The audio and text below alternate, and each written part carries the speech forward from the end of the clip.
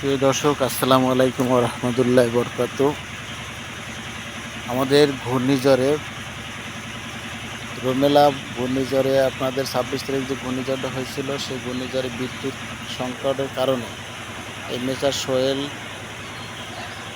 সোহেলের ডেকরেটরে এই জায়গায় জেনারেটর চালিয়ে, এটা ডুবোতলা বাজার, জেনারেটর চালিয়েও অনেক মোবাইলের চার্জ দেওয়া হয়েছে। আসলে আমরা কয়নাজের দাঁত থাকতে দাঁতের মর্যাদা বুঝি না। কারেন্ট ছিল না, এখন এই যে সোহেল বসা দায়িত্ব নিয়ে অনেক মোবাইল, শতে শতে মোবাইল চার্জ দেওয়া হয়েছে। এই দেখেন মোবাইলগুলো, মোবাইল কি অবস্থায়, লাইট, মোবাইল সকলের অকেজো হয়ে পড়ে আছে।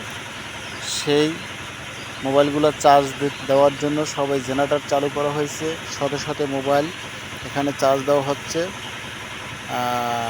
আপনার আসলে বিদ্যুৎ না থাকলে যে কত মানুষের ভোগান্তিতে পড়ে, সেই ভোগান্তির একটি নমুনা এই সিডারে না, জাস্ট এই ঘূর্ণিঝড়ে ২৬ তারিখের ঘূর্ণিঝড়টায়, রোমেলা ঘূর্ণিঝড়টায়, এইটা আপনার এমন ক্ষতি হয়েছে।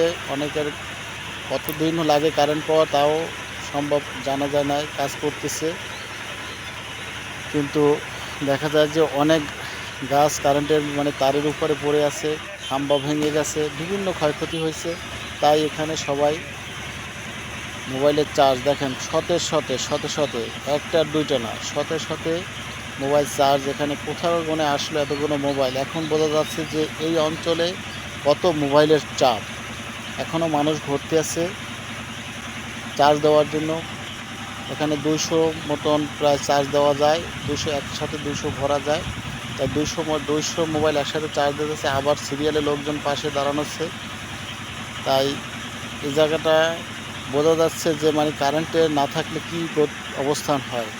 সোহেল সে দায়িত্ব নিয়ে বসে আছে, তার মোবাইলে কোনো কেউ অন্য কেউ মোবাইল না নিতে পারে, একজনের মোবাইল আরেকজন যেন না নিতে পারে, তার জন্য সে খুব সচেতনভাবেই চলতেছে।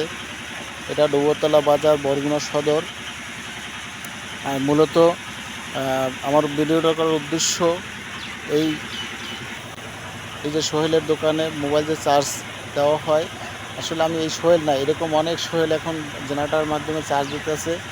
তাই সকলকে আসলে দেখবেন যে আমরা যদি বিদ্যুৎ যখন চালাই, তখন অপচয় করে বিদ্যুৎ চালাই, কিন্তু বিদ্যুৎ না থাকলে যে কি হয়, আগে বিদ্যুৎ ছিল না, মানুষের এত ভোগান্তিতে ছিল না। তাই সবাই ভালো থাকবেন, সুস্থ থাকবেন। আল্লাহ হাফেজ, সবাইকে ধন্যবাদ।